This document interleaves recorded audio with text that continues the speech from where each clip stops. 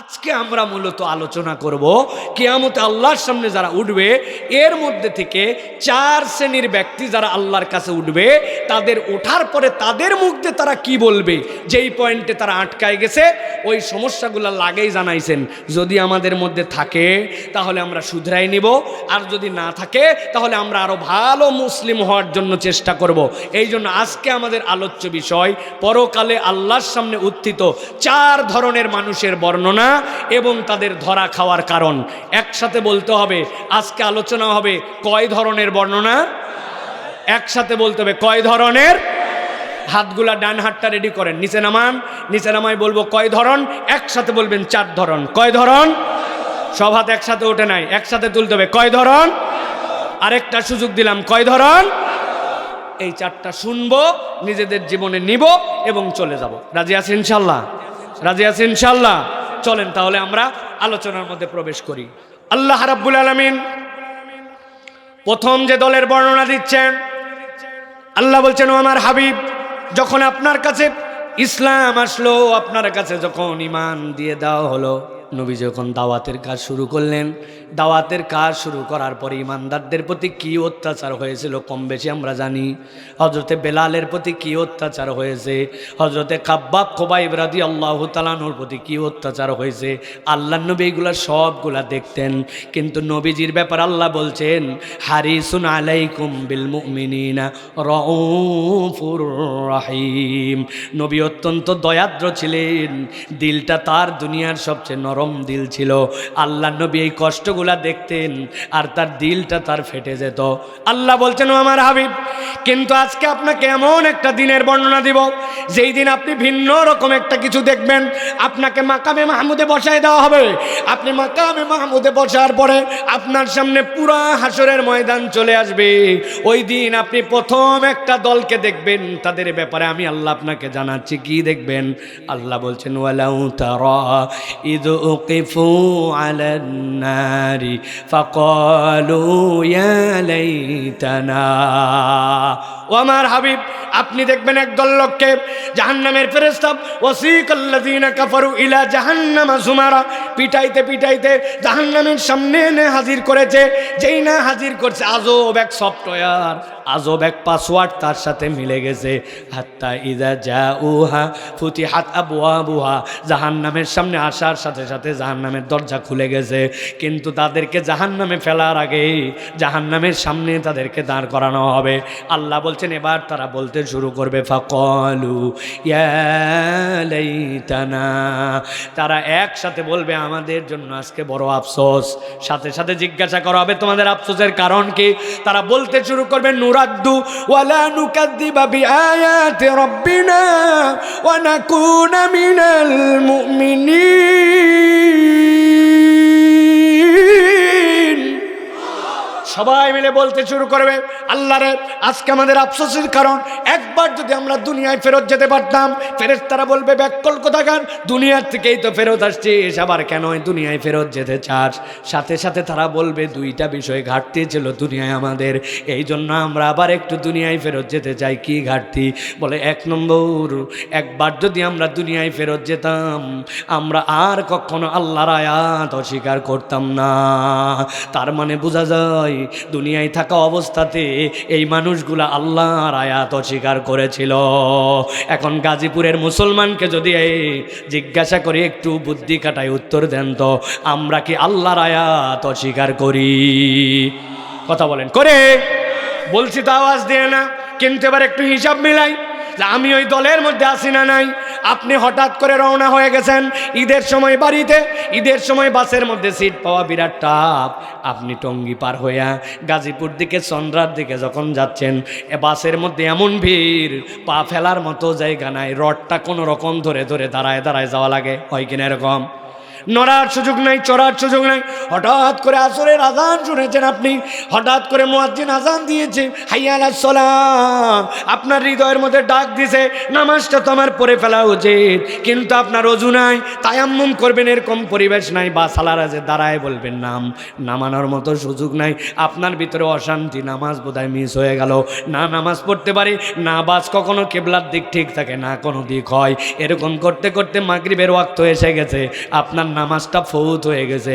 বুঝে থাকলে বলেন, এই যে নামাজটা আপনার মিস হয়েছে, এইটাকে আপনি ইচ্ছাই করছেন নাকি অনিচ্ছায়?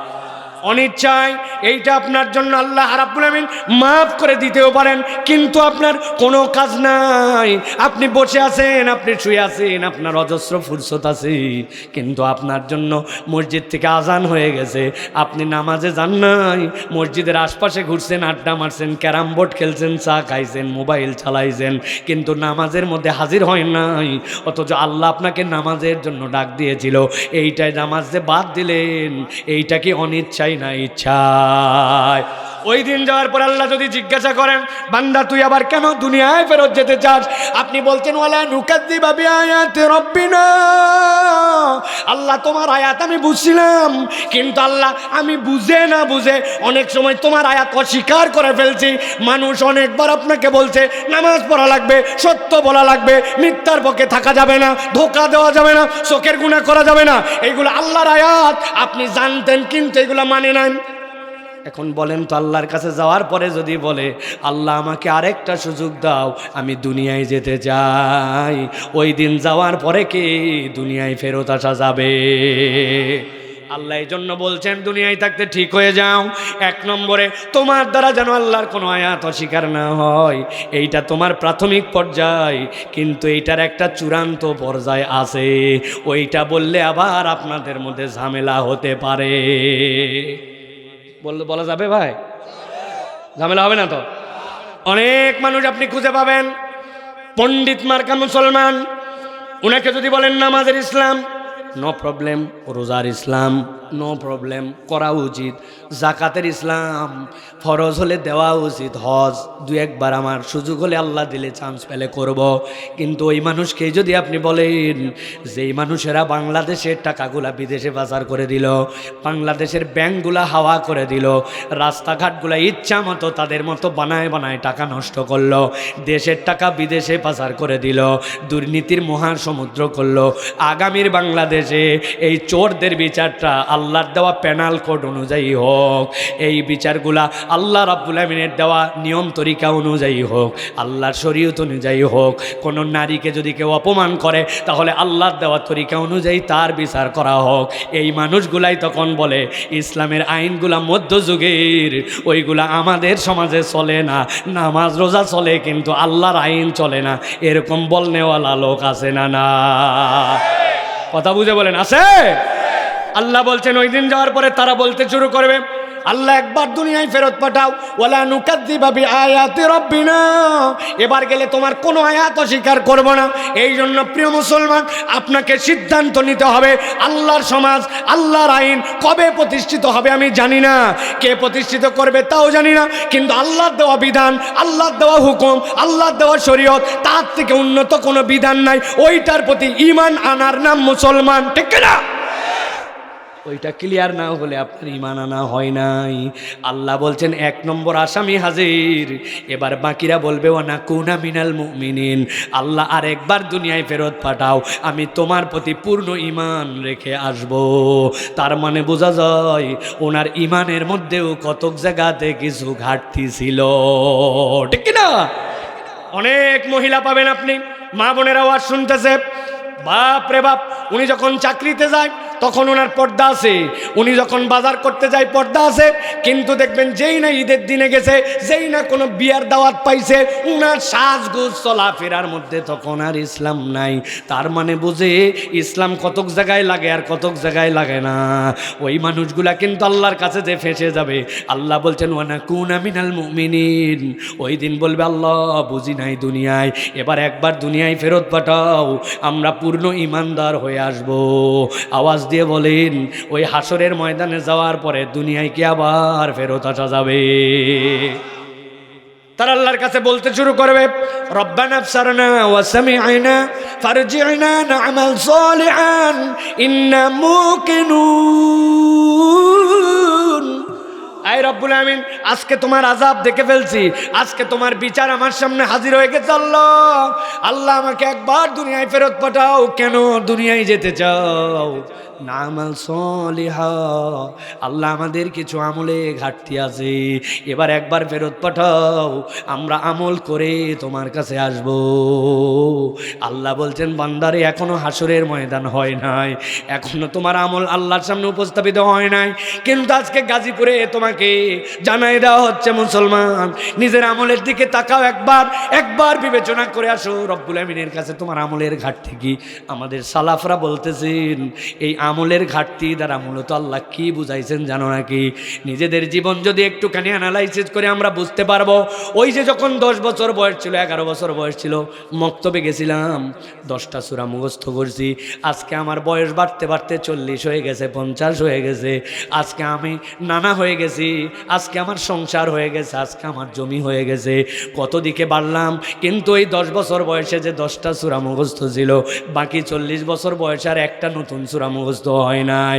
কত দিকে বাড়তে বাড়তে ব্যাংক ব্যালেন্স হয়ে গেল, এখন পর্যন্ত সানার অর্থ পড়তে পারে না, কিন্তু কত দিকে তার প্রমোশন হয়ে গেছে।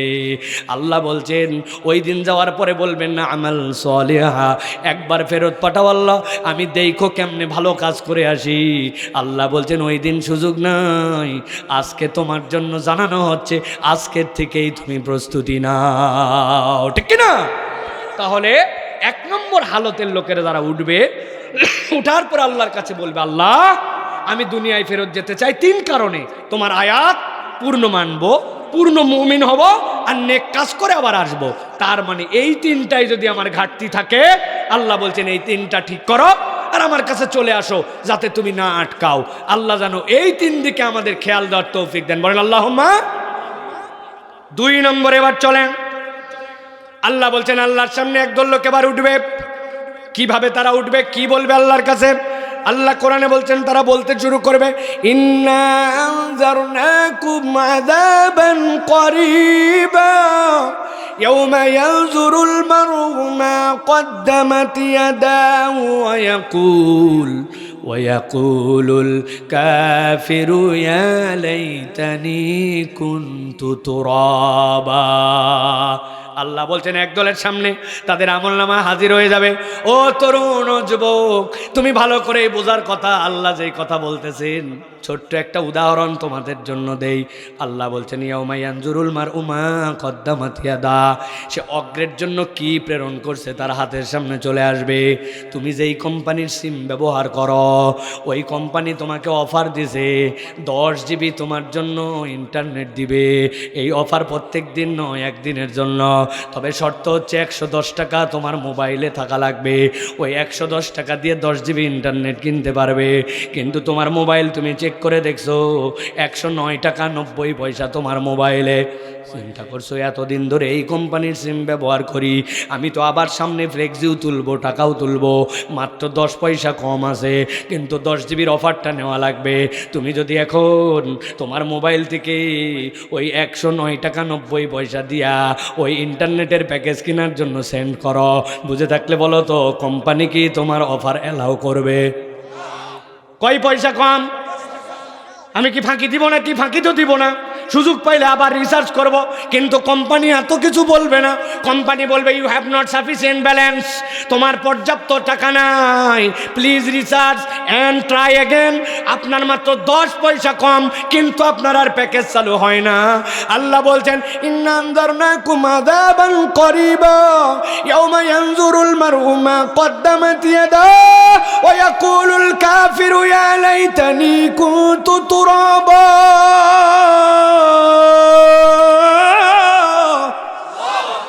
আল্লাহ বলছেন ওই দিন যাওয়ার পরে সব দেখে ফেলবে, দেখার পরে যারা কাফের, যারা অস্বীকারী, আল্লাহর বিধান শোনার পরেও মানে নাই, অস্থির হয়ে চিৎকার করে বলবে আল্লাহ আজকে যদি আমরা মাটি হতাম।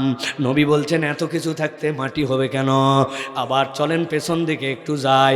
আল্লাহর সৃষ্টি 3 ধরনের, একটা বলছি ক্ষণস্থায়ী, মনে আছে তো? আল্লাহ রাব্বুল আমিন 2টা দুম্বাকে হাজির করছেন, মুসনাদ আহমদের হাদিস। ওই দুম্বার মধ্যে একটা দুম্বা দুনিয়াতে ছিল চোক্কা চোক্কা 2টা শিং, তাদের পাশেরটার কোনো শিং ছিল না। একসাথে খাওয়ার সময় ওর শিংয়ের গরমে আচ্ছা মতো যেই যেইটার শিং নাই ওরে গুতা দিছে, গুতায়া গুতায়া তারে কষ্ট দিছে। আল্লাহ কিয়ামতের দিনে তারে তুলবেন, তোলার পরে যেইটার শিং নাই বলবেন এইটার শিং দাও। শিং দেওয়ার পরে দুনিয়ায় যত গুতা দিয়েছিলে এবার তুই গুতা বরাবর কর। ও গুতায় গুতায় যখন হিসাব বরাবর করবে আল্লাহ বলবেন সবগুলো এবার মাটি হয়ে যাও। এইটা দেখার পরে ওই দিন আল্লাহর বিধান যারা অস্বীকার করছিল তাদের মনে হবে আহারে আজকে তো আর বাঁচার কোনো উপায় নাই। সাথে সাথে বলবি এলাইতানি কুনতু তুরাবা, যদি আমরা মাটি হইতাম তাহলে ভালো হতো। আল্লাহ বলছেন এই কথা যেই না বলবে আল্লাহ তাদের জন্য দুইটা হুমকি দিয়েছেন, ইয়াকুলু ইয়া লাইতানি কদ্দামতু লি হায়াতি ফায়াউমা ইযিল লা ইউআযিবু আযাবাহু আহাদ ওয়া লা ইউসিকু ওয়াসাকাহু আহাদ। আল্লাহ বলছেন যে একবার বলবে আজকে আমার আমলনামা, আল্লাহ বলবেন তোরে এমন বাধা বাঁধবো, এমন ধরা ধরবো, এমন আযাব দেওয়া দিব এরকম আর কোনোদিন কাউকে দেওয়া হয় নাই। কারণ কি? কারণ কি?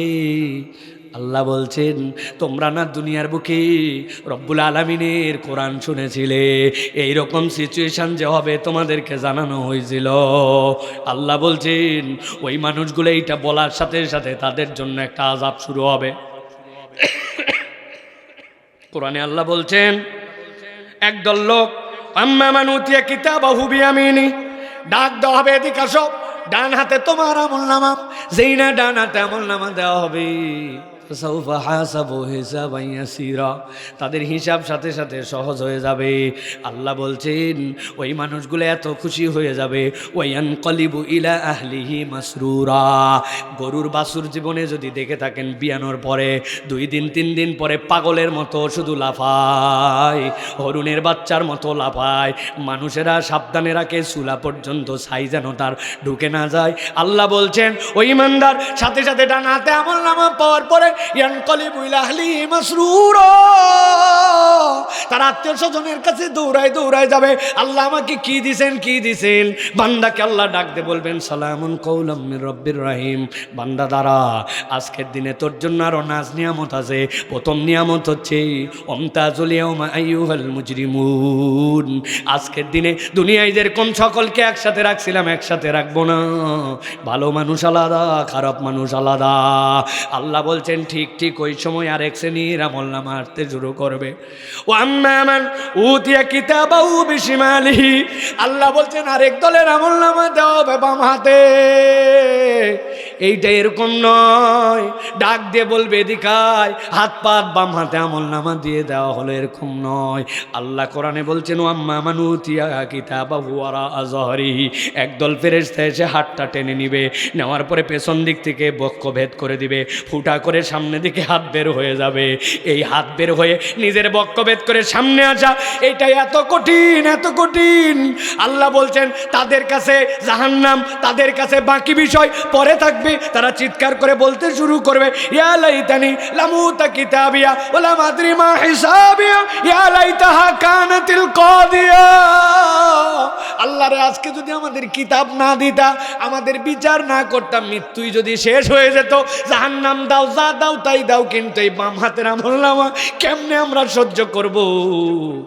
আল্লাহ বলছেন খবরদার, বাম হাতে আমলনামা তো দূরের কথা, আল্লাহ যেন তোকে এই কথাও না বলেন যে বান্দা হিসাব দে।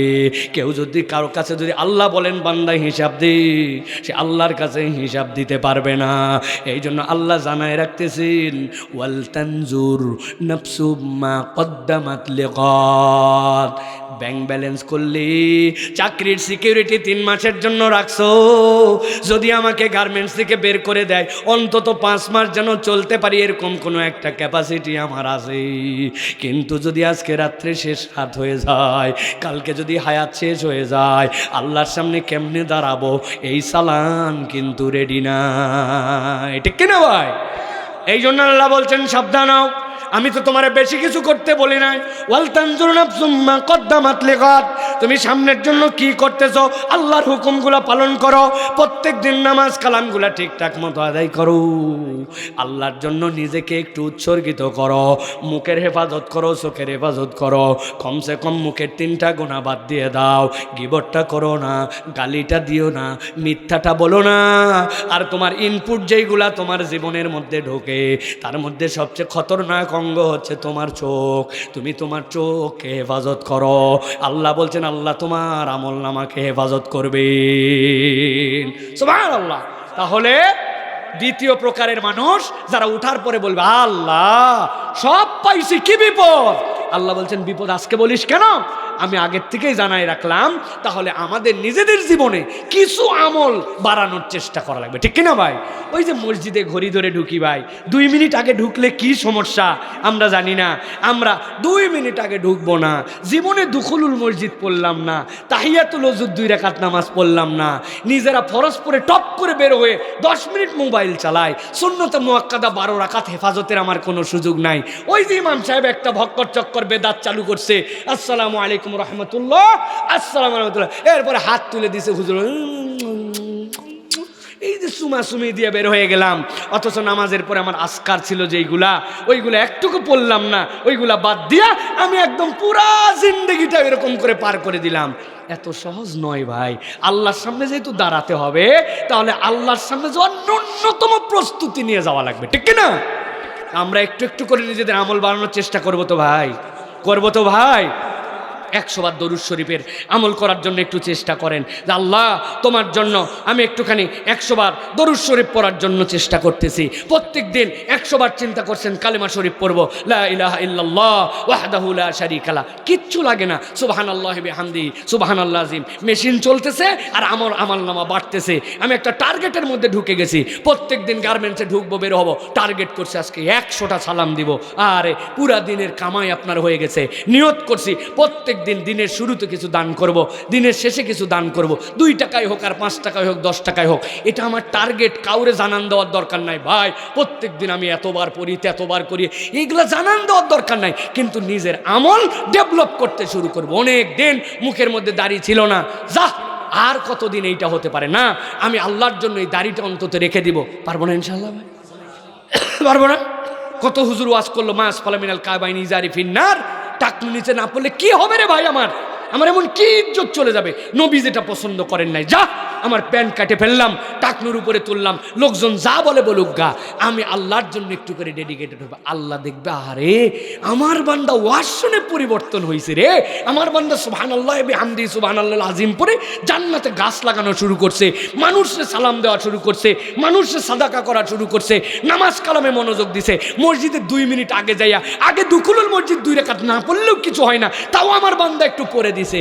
আল্লাহ ওই বান্দাকে ফেরেশতাদের সামনে উপস্থাপন করে বলবে, তোরা না বলছিলি যে এদেরকে নিয়ে নে ঝামেলা, দেখ তোদেরকে যা বলি না শুনে উপায় নাই, আর এদেরকে না মানার সুযোগ দেওয়ার পরে আমার কথা শুনে আল্লাহ ফেরেশতাদের কাছে আপনার আমার নাম আলোচনা করবে। সুবহানাল্লাহ বলেন।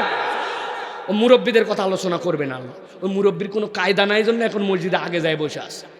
বাড়ির থেকে বলছে যাও তো যাও, আর ঝামেলা করো না, তুমি বাবা মসজিদে বসো, যাও আন্দাজে বাড়ি থাকলে ফটর ফটর ফটর ফটর করতে যাও। উনি বেকায়দায় পরে মসজিদে 1টার সময় গেছে, ওনার তো বাড়িতে আর জায়গা নেই। আর আমরা যুবক, আমরা তরুণ, আমাদের বহু জায়গায় সময় দেওয়ার আছে। সেই যুবক 10 মিনিট আগে মসজিদে গেছে, সে 1 পাতা 2 পাতা করে সে কোরআন মজিদ পড়ে। আল্লাহ রাব্বুল আলামিন ওই বান্দার ইবাদত মুরব্বির থেকে বেশি পছন্দ করে। সুবহানাল্লাহ বলেন। পারবো ইনশাআল্লাহ ভাই, পারবো ইনশাআল্লাহ ভাই। চলেন এবার 3 নম্বরে সংক্ষেপ করে।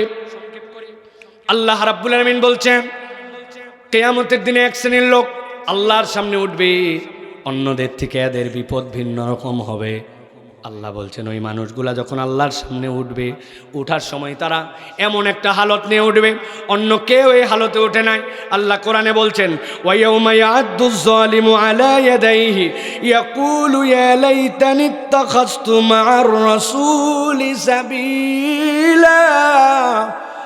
আল্লাহ বলছেন এক শ্রেণীর বিপদ সবচেয়ে সাংঘাতিক হবে। কারা তারা? আল্লাহ বলছেন যারা আল্লাহর সামনে উঠবে আর তাদের হাতগুলা মুখের সামনে নেবে, নেওয়ার পরে কামড়ায় কামড়ায় তাদের আঙ্গুলগুলা সব কেটে কেটে ফেলে দিবে। এখানে যদি আমি যত অভাবী মানুষই হোক, কাউকে যদি বলি ভাই আপনাকে আমি 5,000 টাকা দিব, হাতের মধ্যে একটু আপনি কামড়ায় 2টা আঙ্গুল আমার একটু দেওয়া লাগবে, রাজি হবেন? বলে না হুজুর, এটা মানুষের দ্বারা সম্ভব নয়, 5,000 জন্য আমি কিভাবে আঙ্গুল কেটে আপনারে দিব?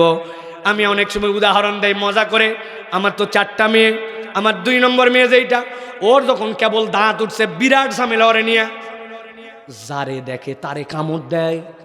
বাড়িতে মেহমান আসছে, কোলের মধ্যে যাই এমন কামড় দিছে এই বেচারি বলতেও পারে না, সইতেও পারে না। ওর মা বলছে বিরাট বেইজ্জতির কথা, আরে কেমনে কি করা যায়? আমি ওরে ডাক দিলাম, তখন ওর বয়স 2.5 থেকে 3 বছর। বললাম মা এদিকে আয়, আজকে তোরে অনেকগুলা চকলেট দিব, তবে একটা কাজ করা লাগবে। কি কাজ? ওর একটা আঙ্গুল নিছি আর আমার একটা আঙ্গুল, 2 আঙ্গুল এরকম করে পাশাপাশি রাখছি, রাইকে বললাম মা এবার তোর মুখের মধ্যে দিব, দিয়ে আমি জোরে জোরে হেঁয়ে দিব আর তুই জোরে করে কামড় দিবি। আঙ্গুল মুখের মধ্যে দিয়েছি, লোভ হচ্ছে যে আইসক্রিম আর লোভ হচ্ছে চকলেটের। এবার বলছি মা দে জোরে কামড়, দেখি দেয় না।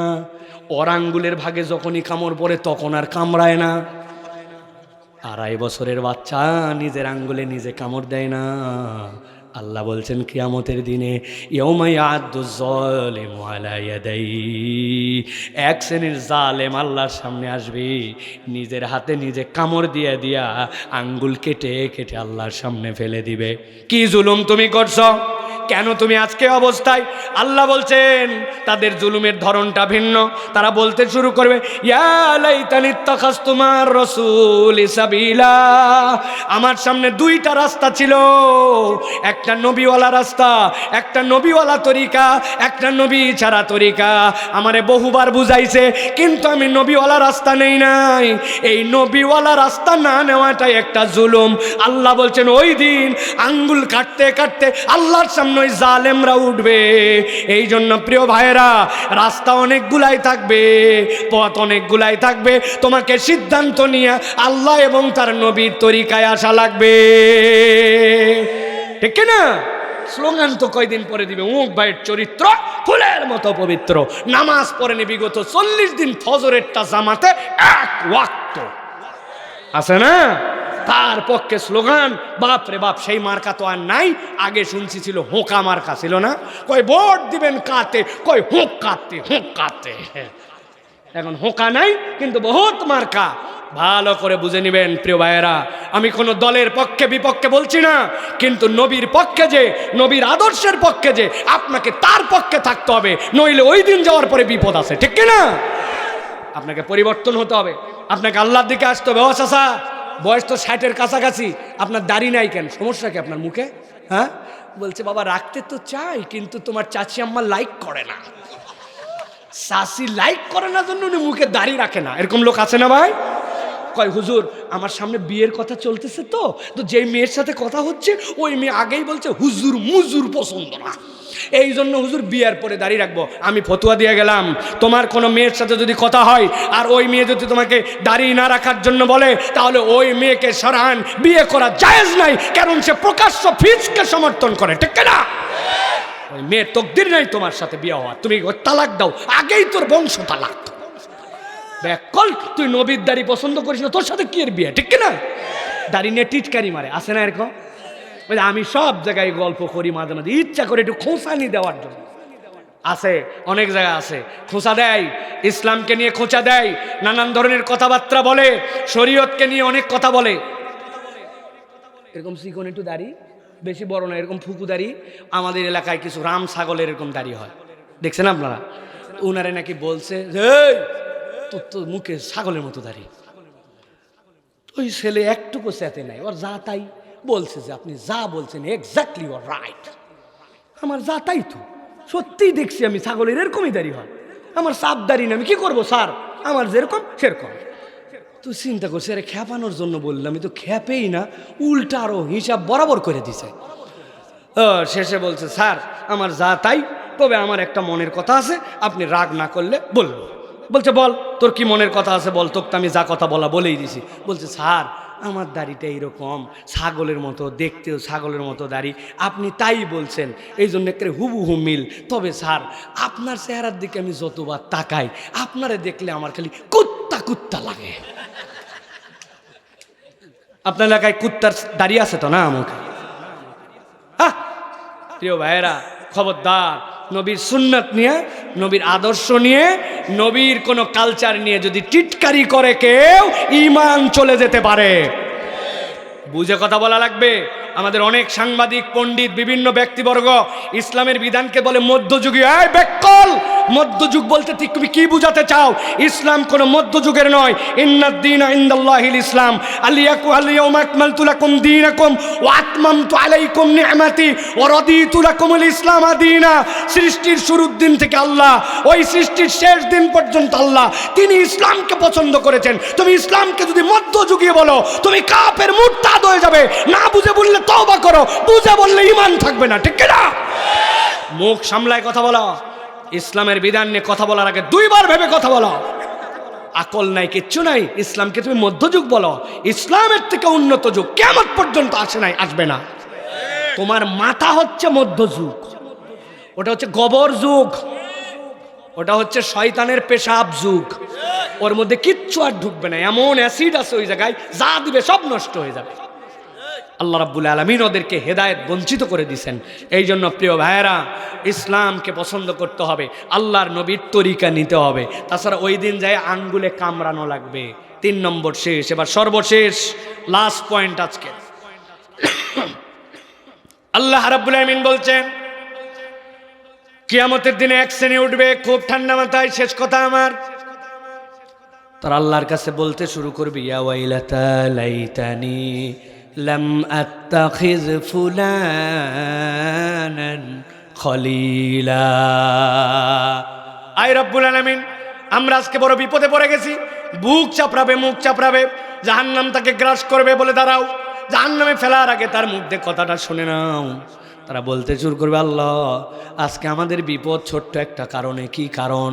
লাম আত্তাখিজ ফুলানান খলিলা। আজকে যদি আমরা ফুলানকে বন্ধু না বানাতাম, বেঁচে যেতাম। এখানে যারা বসে আছেন, মাইকের শব্দ যাদের যাচ্ছে, ভয়ের অশ্বকারে ফুল অয়কারে লার দুমতান্ন, এই ফুলান নামে আমার কারো বন্ধু আছে নাকি? না, তাহলে আমরা তো বেঁচে গেলাম। আমাদের ফুলান নামে কোনো বন্ধু নাই। আল্লাহ বলছেন, না না না, এই ফুলান মানে সেই ফুলান নয়। আরবিতে ফুলান মানে হচ্ছে উমুক। একসাথে বলেন, ফুলান মানে কি? এটা হচ্ছে একটা শূন্য স্থান আল্লাহ দিয়ে রাখছেন। আল্লাহ বলছেন, ওই দিন যাওয়ার পরে বলবে, আল্লাহ, আমার যদি অমুক বন্ধু না থাকতো, বেঁচে যেতাম। আল্লাহ জিজ্ঞাসা করবেন, ওই বন্ধু তোর কি ক্ষতি করছিল রে? তুই ধানের খেতাবাদ করছিলি, পাকা ধানের উপর দিয়ে মই দিয়ে দিছে নাকি? শীতের দিন একদিন ড্রেনের মধ্যে লাথ্থায় তোরে ফেলছিল নাকি? কি তোর ক্ষতি করলো যেই কারণে আজকে তুই আফসোস করিস? বান্দা বলতে শুরু করবে, লাকাদ আদাল্লানি আনিয যিকরি বাদা ইয জানি ওয়া কানা আশ-শাইতানু লিল ইনসানি খাযুলা। আল্লাহ, সে আমার বড় একটা ক্ষতি করছে। কি জানো নাকি? আমি তো হেদায়েত পেয়ে গেছিলাম, আমি দিনের দিকে চলেই আসছিলাম, আমি তোমার হেদায়েতের রাস্তায় উঠেই গেছিলাম। লাকাদ আদাল্লানি আনিয যিকির, কিন্তু সে আমাকে কৌশলে কোরআন থেকে দূরে সরায় দিয়েছে। কেমনে সরালো তোকে? তুই আল্লাহ রাব্বুল আমিনের বান্দা, ওই বন্ধু তোরে কেমনে প্রভাব বিস্তার করলো? আমি ছোট্ট ছোট্ট 3টা উদাহরণ দেই। এরকম ঘটনা আছে কিনা? হঠাৎ করে এক ছেলে আসরের নামাজে মসজিদে ঢুকবে, এমন সময় পেছন থেকে একজন বাইকার বন্ধু এসে হরেন দিছে, পিপ পিপ। তাকাই দেখে, কে রে? তুই কোত্থেকে আসলি? বলে, এই বাইক আমার অমুক বন্ধু কিনছে, ইয়ামাহা FZS। অনুরোধ করছিলাম আজকে আধা ঘন্টার জন্য চালাতে দিয়েছে। গাজীপুর আজকে ছুটির দিন, একবারে উপর দিয়ে বাম বাম টান হবে, ওঠ। বলছে, দোস্ত 4টা বাজে, 1 মিনিট আছে আর জামাতের, আমি খালি নামাজটা পড়েই তোর সাথে বেরোচ্ছি। সাথে সাথে ওই বন্ধু বলছে, প্রত্যেক দিন বাইক পাওয়া যাবে না, আসরের নামাজ প্রত্যেক দিনই থাকবে, আমার বন্ধুর অভাব নাই, উঠলে উঠ, না উঠলে অন্য কাউকে নিয়ে টান দেব। কনফিউশনে পড়ে গেছে। পড়ে যে বেনামাজি খপ্পরে পড়ে ওই নামাজি বন্ধু 1 ওয়াক্ত বাদ দিছে, 2 ওয়াক্ত বাদ দিছে, ঘুরতে শুরু করছে তার সাথে। এই রকম করতে করতে নামাজি পরিবারের সন্তান, ভালো পরিবারের ছেলে, নামাজ কালাম পড়তো, কিন্তু বেনামাজির খপ্পরে পড়ে আস্তে আস্তে বেনামাজি হয়েছে। এরকম রেকর্ড আমাদের জানা আছে না? না, বলছে বিড়ি খাই না আমি। তো বিড়ি করে সাথে ঘুরিস কেন? করে ঘুরি, কিন্তু খাই না। 1 দিন 2 দিন করতে করতে 10 দিন পার হয়ে গেছে। ওই বন্ধু যেই না বিড়ি ধরাইছে বলছে দোস্ত তোর পরে কিন্তু আমি টানবো। 10 দিন আগে যে টানতো না, 10 দিন পরে বিড়ি করের সাথে গন্ধ শুনতে শুনতে বিড়ি কর, অনেক দিন পরে ঈদে, অনেক দিন পরে অনুষ্ঠানে, অনেক দিন পরে বন্ধু বান্ধবের আড্ডায় বলছে দোস্ত আর বিড়ি খায় গায়ের মধ্যে জোশ আসে না, কি করা লাগবে? বলছে এই যে দিয়ে গেলাম তোকে, তুই খালি ভিতরের মাল ফেলা, আমি গাজীপুর থেকে একটানে আসতেছি। উনি গাজীপুর থেকে পুরি একটা নিয়ে আসছে, নিয়ে আসার পরে ভিতরের মাল ফেলার পরে কুচকুচ করে কাটে ওর মধ্যে ঢুকাইছে, ঢুকায় বলছে দোস্ত এবার হবে পার্টি, টাইনে দেখ, এক টানেতে যেমন তেমন, 2 টানেতে রাজা, গাজীপুর অঞ্চলে উহার নাম। আপনারাও জানেন দেখি কত বন্ধু যে মাদকাসক্ত হয়ে গেল, আপনি সামনে দেখে বোঝেন না, ভিতরে ভিতরে অ্যাডিক্টেড হয়ে আছে। কথা বলেন। আল্লাহ বলছেন লাকাদ আদাল্লানি আনি যিকরি বাদা ইজানি ওয়া কানা শাইতানু লিল ইনসানি খাযুলা। শয়তান বসে থাকে না, শয়তান তোমাকে খারাপ দিকে নিতে চায়, শয়তান তোমাকে বেনামাজির সাথে বেনামাজি ঘোরায়, শয়তান তোমাকে গাঁজা করবা নাই, শয়তান তোমাকে ওই বন্ধুর কপ্পরে পড়ে আল্লাহর রাস্তা থেকে অন্যদিকে নিয়ে যায়। আমার কথা নয়, আল্লাহ বলছেন কিয়ামতের দিনে এক শ্রেণীর লোক এই কথা বলবে, আমি আল্লাহ অগ্রিম করে জানায় রাখলাম। মুরব্বীরা চিন্তা করছে আমরা বাইসে গেলাম, যুবকরাই তো এইগুলা করে, কিন্তু এলাকায় দেখবেন এমন এমন মুরব্বী আছে সারাদিন যা আমল করে, যা সোয়াব কামাই করে, চায়ের দোকানে বসে, 3 জনের আড্ডায় বসে, 2 জনের গল্পে বসে সব আমল বরবাদ আছে। ডানে পড়ছে গিবট কমিটির সভাপতি, বামে সেক্রেটারি, মধ্যে ক্যাশিয়ার। ডানেরটা বলছে জানিস উত্তর পাড়ার যে দুলাল বিদেশে চলে গেছে, ওর বইয়ের খবর। বামেরটা বলতেছে তুমি উত্তর পাড়ায় আসো এখনো, আমাদের ইমাম সাহেবের খবর জানো নাকি? উনি ইমাম সাহেবের দোষ ত্রুটি বর্ণনা করে শেষ করছে। কথার কথা দোষ থাকতেও পারে, কিন্তু অনুপস্থিতিতে বলে ওনারা 2 জন বিরাট বড় গীবত চালাচ্ছে, মধ্যের লোক কথা বলে না। সুফি সাহেব মানুষ, চা খাচ্ছে, খাওয়ার পরে একটা পান মুখে দিয়ে বলছে থাম থাম তোরা থাম, এইগুলা কথা বলা উচিত না, না বলেও পারি না, আল্লাহ মাফ করুক, কথা ঠিক বোঝেন নাই না, মানে এইগুলা কথা বলা উচিত না, উনি না বলেও পারে না, আল্লাহ মাফ করুক, কথা ঠিক বলে উনিও গীবত কমিটির ক্যাশিয়ার। মনে করছে কত আমল করলাম, কিন্তু সারা দিনের আমল বরবাদ, ঠিক না? আরে নামাজ রোজা করে, আমল করে, ভালো মুসলমান, সে পর্যন্ত এরকম গীবত করে, সব শেষ। আর 2 মহিলা যদি এক জায়গায় হয় আর কিচ্ছু নাই, সব শেষ, সব শেষ, একবারে শেষ। এই জন্য আল্লাহ বলছেন লাকাদ আদাল্লানি আনি যিকির বাদা ইজানি ওয়া কানা শাইতানু লিল ইনসানি খাযুলা। শয়তান তোমারে উস্কায়, বারবার তোমাকে খারাপ দিতে নিতে চায়। আল্লাহ নবী এই জন্য বলছেন আল মারউ আলা দীনি খলিলিহি, তুমি তোমার চেহারা যেরকম আয়নায় দেখো, তোমার বন্ধু তোমার জন্য দর্পণ। কার সাথে ঘোরো, কার সাথে মিশো, কে তোমাকে আল্লাহর দিকে ডাকে, একটু হিসাব করো ভাই। দেখা হলেই বলে নতুন সিনেমার খবর কে, এই নাটক দেখছিস নাকি, ওই নায়কের ভাব, এই চুলের কাট, ওই মহিলার খবর কে, এইটাও বলা বন্ধু। আরেকজন বলে নামাজের অবস্থা কি দোস্ত, সানার অর্থটাকে শিখতে পারলাম কিনা, আজকে কোরআন তেলাওয়াত করছিস কিনা। মোবাইলে কিন্তু কোনো হারাম দেখা যাবে না, ওয়াজ শুনতে শুনতেও যদি হারাম কিছু চলে আসে, আমি চক্ষু বন্ধ করে দিয়েছি, অন্যদিকে ঘুরাই দিয়েছি, আমার ফেসবুকে হারাম কোনো কন্টেন্ট নাই, আমরা কিন্তু হারাম দেখব না। এটাও বন্ধু তোমাকে জান্নাতে নিতে চায়, আর ওটাও বন্ধু তোমার দোস্ত, জিগরি দোস্ত, ওইটা তোমাকে জাহান্নামে নিতে চায়। এই জন্য হিসাব করে চলা লাগবে, নয়তো ওই দিন যাওয়ার পরে কিন্তু আফসোস করা লাগবে, ঠিক না? শেষ কথা, শেষ আয়াত। আল্লাহ বলতেছেন এইটুকুতে যদি কেস কামারি শেষ হয়ে যেত, শেষ হতো, কিন্তু হবে না। নবীজি হাজির হয়ে যাবেন ওই জায়গায়, আল্লাহ নবী হাজির হবে, আল্লাহ শেষ করো না বিচার, আমাকে না তুমি দেখাচ্ছ সব, আমার কথা আছে। وقال الرسول يا ربي إن قوم اتخذوا هذا القرآن مهجورا।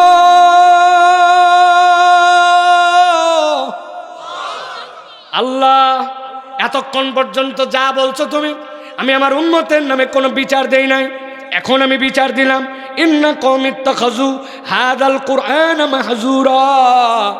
ওরা রাত 12টা পার করে শীতের রাত্রের মধ্যে বসে বসে কোরআন শুনছে, ওরা কোরআনের লেকচার শুনছে, ওরা অনেক ওয়াজ শুনছে, ওরা কোরআনের এই বিধানগুলা জানছে, কিন্তু ওরা এইটাকে খেল তামাশা মনে করছিল। বলনেওয়ালা বলে গেল, আয়োজনকারীরা আয়োজন করে গেল, আমি শোনার কাজ শুনে গেলাম, বিনোদন মনে করলাম। আল্লাহ, এই উম্মতের আমি তোমার কাছে ডবল বিচার দিলাম। নবী যদি আপনার আমার বিপক্ষে দাঁড়ায়, বাঁচানোর জন্য আর কেউ অবশিষ্ট থাকবে? অতএব প্রিয় ভাইয়েরা, কথা সংক্ষেপ, অনেক কথা আপনাদের কাছে বলেছি, তারপরে আপনাদের কাছে বলে দিতে চাই ফাইনালি প্রিয় ভাইয়েরা, আমাদেরকে সব সময় আল্লাহ রাব্বুল আলামিনের কোরআনকে ধারণ করে আমাদেরকে চলতে হবে। রাজি আছেন ইনশাআল্লাহ? আল্লাহ যেন আমাদেরকে বোঝার তৌফিক দান করেন।